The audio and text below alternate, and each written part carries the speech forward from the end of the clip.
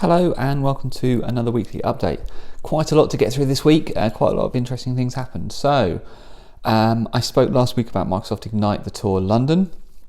This week I managed to put out some videos about that and the day that I was there. It was a 2-day event, but I was only there for day 2. But I did a video anyway, so you can go and watch that.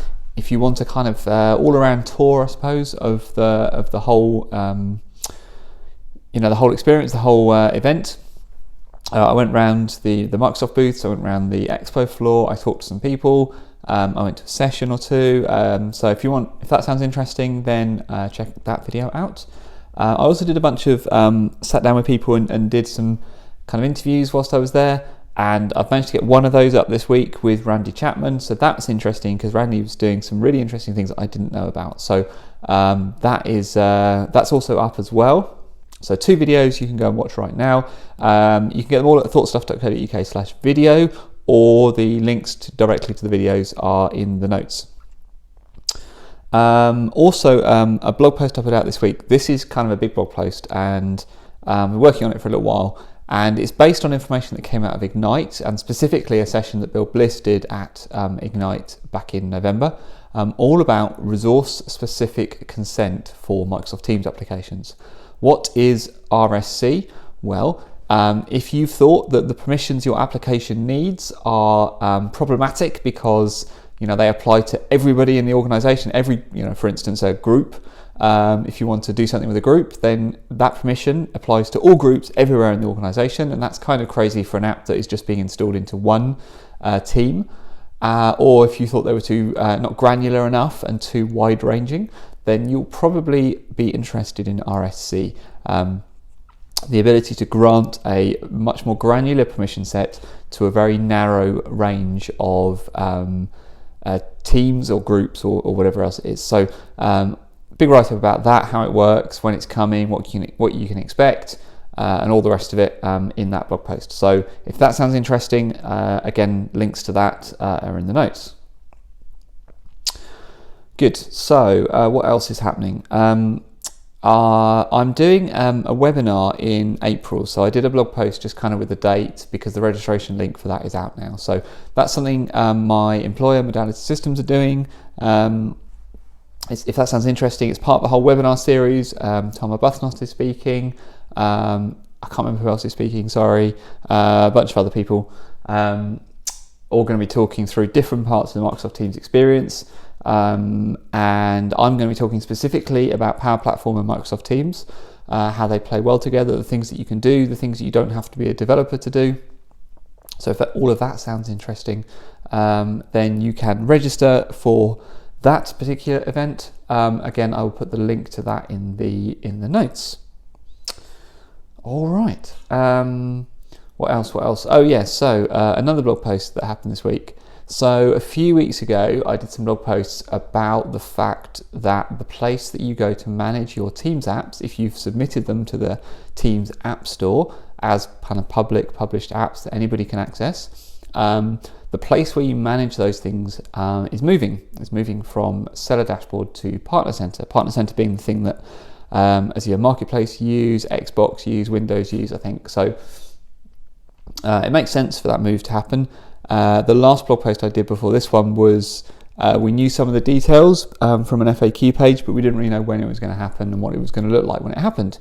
Well, my app, Remember This, which is in the Teams App Store, you can go and find it, was recently migrated. I got the email telling me the migration had happened, so I went to have a look, and yes, it was there correctly in the Partner Center, all looking good. I did a blog post about it, so you can see what that experience looks like, what that migration experience, what the email looks like, the things you should do post migration, the things that you should log into the Partner Center and do. I did those as well, so that's all good. And so yeah, that's all written up in that blog post. So if that sounds interesting, that's also a thing you can go and look at. All right, so I think that's all the things I did this week. I'm sure there's a bunch of other things that happened as well. I haven't sort of paid a really close attention to kind of the Teams use. There's not been anything kind of real big and breaking. I did see something cool that I thought I would share with you actually. And this is good if you've got a couple of hours free over the weekend maybe, and you want to thinking about, maybe it's a New Year's resolution to do more side projects or to go and investigate a different area of technology that you didn't know about, anything like that. And that's a blog post around a new SDK, so a preview SDK for dual screen devices. So this is really interesting. So I'm sure you remember last year Microsoft announced Surface Duo, which is their dual screen device. So these are now the developer kits, the developer SDKs for this style of device are coming out. So that's kind of interesting. So if you're a developer, if you've got a couple of hours to spare, maybe download the SDK, have a play with it, see what the emulator's like. There's a dual screen emulator. There's a number of different supported layout sort of modes. There's an Android emulator as well. I'm not sure if there's other types. I guess there's maybe not an iOS one yet. I'm not sure about that. I imagine there's a Windows one, like a Microsoft one.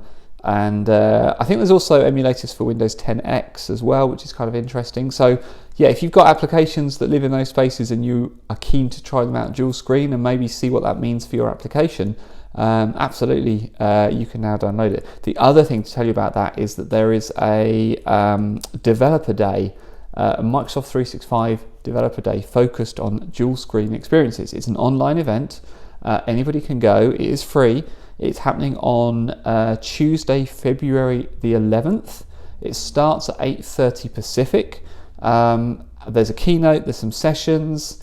It's like a proper kind of little mini event day happening online. They're going to cover how to get the most out of the SDKs, how the tooling you can use, some design ideas, and yeah, how you can sort of migrate your apps or write brand new apps. So if that sounds interesting to you, you can register for that event happening on February the 11th.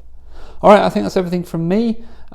Busy week coming up this week as well. I think there's some more videos I want to get out, as well as another session I'm going to record and make available online, so look out for that.